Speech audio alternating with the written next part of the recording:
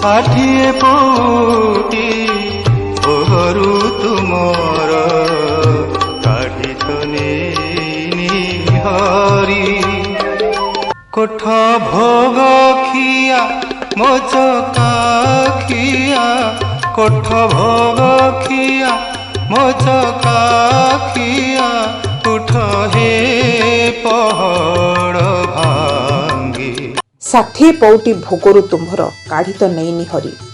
56 ପ୍ରକାର ଭୋଗର ଅମାପ ବ୍ୟଞ୍ଜନ ପ୍ରିୟ କୋଟି କୋଟି ଓଡ଼ିଆଙ୍କର ଆରାଧ୍ୟ ମହାପ୍ରଭୁ ଶ୍ରୀ ଜଗନ୍ନାଥ।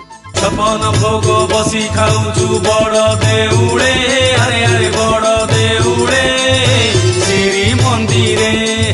6 ତିଅଣ 9 ଭଜାରେ ଓଡ଼ିଆଙ୍କର ଲୋଭ। ପ୍ରତି ବ୍ୟଞ୍ଜନକୁ ନେଇ ସୁଆଦିଆ ଖାଦ୍ୟ ପରସିବାରେ ଓଡ଼ିଆ ସିଦ୍ଧହସ୍ତ, ଯାହା ବିଶ୍ୱର କୌଣସି ସ୍ଥାନରେ ଦେଖିବାକୁ ମିଳେ ନାହିଁ। ଯେ ଓଡ଼ିଆଙ୍କର ଇଷ୍ଟଦେବ ଶ୍ରୀ ଜଗନ୍ନାଥ ବ୍ୟଞ୍ଜନ ପ୍ରିୟ, ସେଠାରେ ଲୋକେ ତ ଲାଜବାବ ଖାଦ୍ୟ ପ୍ରସ୍ତୁତ କରିବାରେ ନିଶ୍ଚିତ ମାଷ୍ଟର, ଏଥିରେ ସନ୍ଦେହ ନାହିଁ।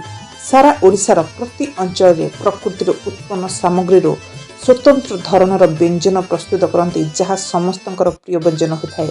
ଖାଲି ଓଡ଼ିଶାରେ କି ସାରା ଭାରତ ନୁହେଁ, ଦେଶ ବିଦେଶରେ ଏହି ବ୍ୟଞ୍ଜନର ଚାହିଦା ଢେର ଅଧିକ। ଖାସ୍ କରି ଅନେକ ଆଗନ୍ତୁକ ଓଡ଼ିଶା ଆସନ୍ତି କେବଳ ଓଡ଼ିଶାର ପାରମ୍ପରିକ ଖାଦ୍ୟର ସ୍ୱାଦ ଚାଖିବାକୁ। ଅନ୍ନର ସେବା ଏଇଟା ହଉଛି ପ୍ରଭୁ ଜଗନ୍ନାଥଙ୍କ ସେବା। ଯଦି ଆମେ ଅନ୍ନର ସେବା ଠିକ ଭାବରେ କରିପାରିବା ତାହେଲେ ସମାଜ ସୁସ୍ଥ ରହିବ, ଆଉ ସମାଜ ସୁସ୍ଥ ରହିଲେ ସମାଜ ବିକଶିତ ହେବ। ମୁଁ ଏଇ ଢଙ୍ଗରେ ଭାବେ ଆମ ଘରରେ ଯୋଉ ମାଟି ଅଛି ସେ ହଉଛି ଅନ୍ନପୂର୍ଣ୍ଣା। ଅନ୍ନପୂର୍ଣ୍ଣା ଆପଣଙ୍କୁ ଯେତେବେଳେ ପରସି ଦିଏ ପରିବାର ସୁସ୍ଥ ରହେ।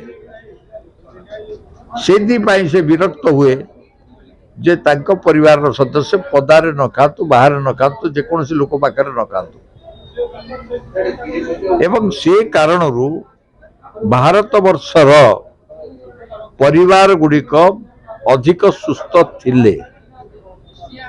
କିନ୍ତୁ ବିଗତ ଦିନରେ ଏ ଯୋଉ ନୂଆ ବ୍ୟବସ୍ଥା ଆରମ୍ଭ ହେଲା, ସେଥିରେ ଔଷଧ ଖର୍ଚ୍ଚ ବଢ଼ିଗଲା। ବର୍ତ୍ତମାନ ବହୁ ଘର ମାନଙ୍କରେ ରୋଷଶାଳ ଖର୍ଚ୍ଚ ଅପେକ୍ଷା ଔଷଧ ଖର୍ଚ୍ଚ ଅଧିକ। ଏ ଯୋଉ ଘଟଣାଟି ଘଟିଛି,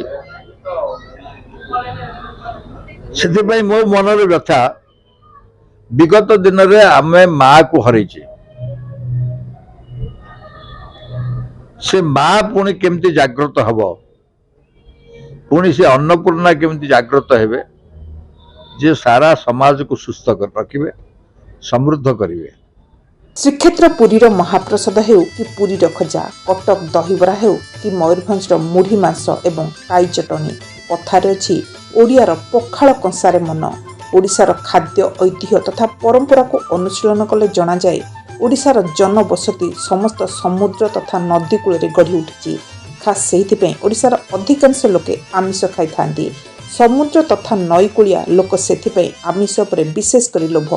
ସ୍ଥାନୀୟ ଅଞ୍ଚଳର ପନିପରିବା, ମାଛ, ମାଂସ ଏବଂ ଖାଇବା ସହ ବିଭିନ୍ନ ବ୍ୟଞ୍ଜନ ପ୍ରସ୍ତୁତ କରିବାରେ ଓଡ଼ିଶାର ଲୋକେ ପୁରା ମାହିର। ମୁଢ଼ି ମାଂସ, ମାଂସ ପୋଡ଼ପିଠା ଏବଂ କରଡ଼ିକୁ ନେଇ ଅନେକ ସୁଆଦିଆ ଆଇଟମ୍ ଭଳି ମାଛର ବେସରକୁ ସମସ୍ତେ ହାତ ଚାଟି ଚାଟି ଖାଇଥାନ୍ତି। ସେଥିପାଇଁ ତ ଓଡ଼ିଶାର ଅନେକ ଠାକୁରାଣୀଙ୍କ ପୀଠରେ ମାଛ ବେସର ଏବଂ ଡାଲମା ଆଦି ପୂଜାର ପରମ୍ପରା କାହିଁ କେତେ କାଳରୁ ଚଳି ଆସୁଛି। ଡାଲମା ଏତେ ପୁଷ୍ଟିକର ଖାଦ୍ୟ ଯାହା ଅନ୍ୟ କୌଣସି ପ୍ରାନ୍ତରେ ଦେଖିବାକୁ ମିଳେ ନାହିଁ। ଏ କାର୍ଯ୍ୟର ଯୋଉ ଭାବଟା ବାହାର କିଛି ଲୋକ କହୁଥିଲେ ଯେ ଓଡ଼ିଶାର ପଛୁଆ ପ୍ରଦେଶ, ଏଠି ଖାଇବାକୁ ମିଳେନି, ଲୋକ ଅଭାବରେ ମରିଯାଆନ୍ତି, ଏମିତି ଯୋଉ କଥା। ସେମାନେ ଜାଣନ୍ତି ନାହିଁ ଯେ ଓଡ଼ିଶା କେତେ ସମୃଦ୍ଧ ରାଜ୍ୟ, ଆଉ କେତେ ସମୃଦ୍ଧ ତାର ଖାଦ୍ୟ ପରମ୍ପରା। ମୁଁ ତ ମୋ ପିଲାଦିନେ ଦେଖିଛି। ମୋର ଜେଜେମା ପୂଜା ସାରିକି ଆସି ବସି ପଡ଼ିବ, ପଚାରିବ ଆଜି କି ବାର, ଆଜି କି ତିଥି, ଆଜି କଣ ରନ୍ଧା ହବ, ଆଜି କଣ ପଣା ଦିଆ ହବ, ଆଜି କୋଉ ପିଠା ତିଆରି ହବ ଏବଂ ସେଥିରେ କୋଉ ଦିନ କାଞ୍ଜି ହବ। କୋଉଦିନ ତୋରାଣି ଦିଆହବ, ଏ ସବୁ କଥା ସେ ତା ପାଖରେ ଥିଲା। କିନ୍ତୁ ଆମେ ଧୀରେ ଧୀରେ ସେ ସଂସ୍କୃତିକୁ ଭୁଲି ଯାଉଛୁ। ସେ ସଂସ୍କୃତିକୁ ମନେ ପକେଇ ଦେବା ପାଇଁ, ସମାଜକୁ ଅଧିକ ସୁସ୍ଥ ଆଉ ସମୃଦ୍ଧ ରଖିବା ପାଇଁ ଏମିତି ଗୋଟେ ପରିକଳ୍ପନା ହେଲା ଯେ ଆମର ଯୋଉ ଖାଦ୍ୟ ଭଣ୍ଡାର, ସେ ଖାଦ୍ୟ ଭଣ୍ଡାରକୁ ଖୋଜା ଯାଉ, ତାଙ୍କୁ ଗୋଟେ ଜାଗାରେ ଆଣି ପରିବେଷିତ କରାଯାଉ, ଯଦ୍ୱାରା ଆମ ମାନଙ୍କ ମନ ମଧ୍ୟରେ ଗୋଟେ ଆତ୍ମବିଶ୍ୱାସ ସୃଷ୍ଟି ପାଇବ, ବଢିବ ଯେ ଏତେ ପ୍ରକାରର ଖାଦ୍ୟ ଆମର ଅଛି। ଆଉ ସେ ଯେତେବେଳେ ବଢିବ ସେତେବେଳେ ଆମେ ଯାହା ଚାହିଁବା ତାହା ଆମ ଇଚ୍ଛା ପୂର୍ତ୍ତି ହେବ। ଓଡ଼ିଆରେ ଢଗ ଅଛି 12 ମାସରେ 13 ପର୍ବ। ବିଭିନ୍ନ ପିଠାପଣା ସହ ମିଠା ପ୍ରସ୍ତୁତିରେ ଓଡ଼ିଶାର ଡାକ ବଜା ନାଁ। ଓଡ଼ିଶାର ରସଗୋଲା, ଛେନାପୋଡ଼, ଝିଲି, କ୍ଷୀରସାଗର ଭଳି ଅନେକ ମନଲୋଭା ମିଠାର ସମ୍ଭାର ସବୁ ଓଡ଼ିଆଙ୍କର ଅତ୍ୟନ୍ତ ପ୍ରିୟ।